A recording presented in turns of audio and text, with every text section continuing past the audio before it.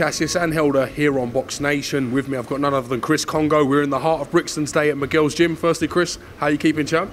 I'm good, man. All good. How are you? I'm very well. I'm very well. Now, it's the first time to get you on the Cassius and Helder show here on BoxNation. For our viewers at home, tell us a little bit about Chris KONGO. Well, Chris KONGO, I'm a welterweight coming up in the rankings. I'm 6-0, 4 knockouts, and I'm coming up, man. You know. You've been building a good name for yourself, as you mentioned, 6 fights into your professional career out of Miguel's gym. Tell us a little bit about what life's like day in, day out for you. I mean, day in, day out here is hard work, man. You know, every time we're in the gym, our coach pushes us to the limit, and this is why you get the results that you're getting, man. So, yeah, we're always here Monday to Friday, and we do our own session back at home on Saturday. So, yeah, we're training 6 days a week, man. Nothing this and that. You're trained by Ted Bammy, a good young trainer, a good crop of fighters around Ted as well. What's Ted like to work with day in, day out? Ted, he's a great coach. He's funny, but when it's time to work, he knows it's time to work, man. So he always pushes us to the limit.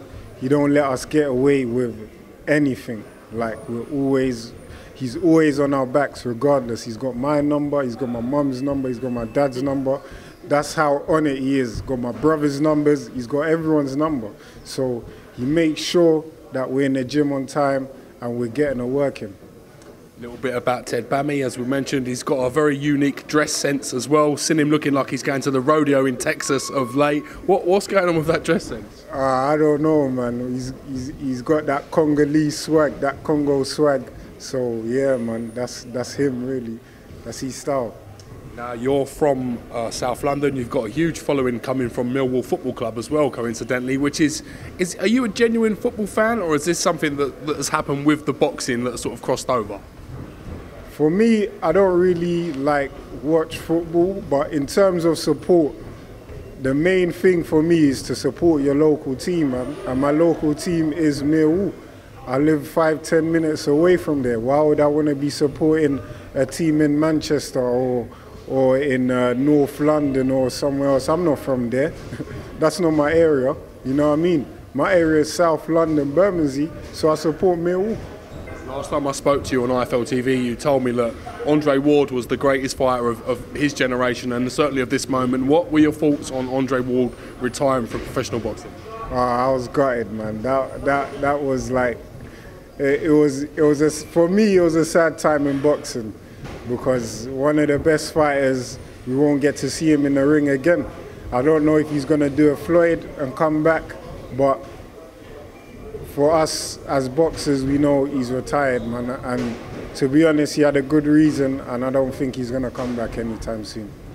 Now, you know, on BoxNation, we like to secure the top fights from around the world. We've got Vasyl Lomachenko taking on RIGONDEAUX here on the Channel of Champions. Now, as a boxing man, what were your initial thoughts when you saw that fight was heading to BoxNation? Hey, listen, that was a great one for BoxNation to grab hold of that, because that is going to be a classic. Anyone that's a boxer that's not going to watch that, listen, you ain't really a boxer, mate. I'm telling you. That is two of the best fighters right now on the planet. They're going to go at it toe to toe, and listen, it's just going to be crazy fireworks, man. So make sure you lot are watching that. I'm definitely, no doubt, going to be watching that. So yeah, it's going to be great, man. We've got a great rising emergence of talent here on BoxNation. We've also got some great established fighters. We know you're a free agent when it comes to promotional terms. We've seen you boxing on all kinds of shows. Have you got any aspirations potentially to get yourself on BoxNation? 100%, man, 100%. I mean, it's an aspiration to get on any channel, you know. Reason being, it's good promotion for me. It's good for me to get on the TV shows, you know. Especially from my background, being from Team GB, not a lot of people know, because I was on the development squad for a while, but they ain't really seen, people ain't seen what I've got. So it will be good to get on a BoxNation show, like I've previously been on both Chris Eubank Jr. undercards, and I've been on Barry McGuigan's show recently. So yeah, it will be also good to get on a BoxNation. as you mentioned, you had 90 odd amateur contests, 70 of those your hands was raised. Quite a great amateur career, deciding to turn over pro when not getting the nod to go to sort of the Olympics and stuff. With benefit of hindsight, are you pleased with that decision? Do you regret that decision? I don't regret the decision. I mean, Rob McCracken was the one that made the decision, and he's the main man up there, so he chose not to go with me. But I mean, the Olympic team that went they done quite well. They done very well. I think they were really stitched up about the first couple contests, but they still done well in my eyes. And I believe Team GB is definitely one of the best countries to come out of the Olympic stages anyway. So yeah. Chris KONGO, great to get you on the Channel of Champions. Thank you very much for talking to Cassius and Elder, and we'll let you sign us off in true Chris KONGO style before we go.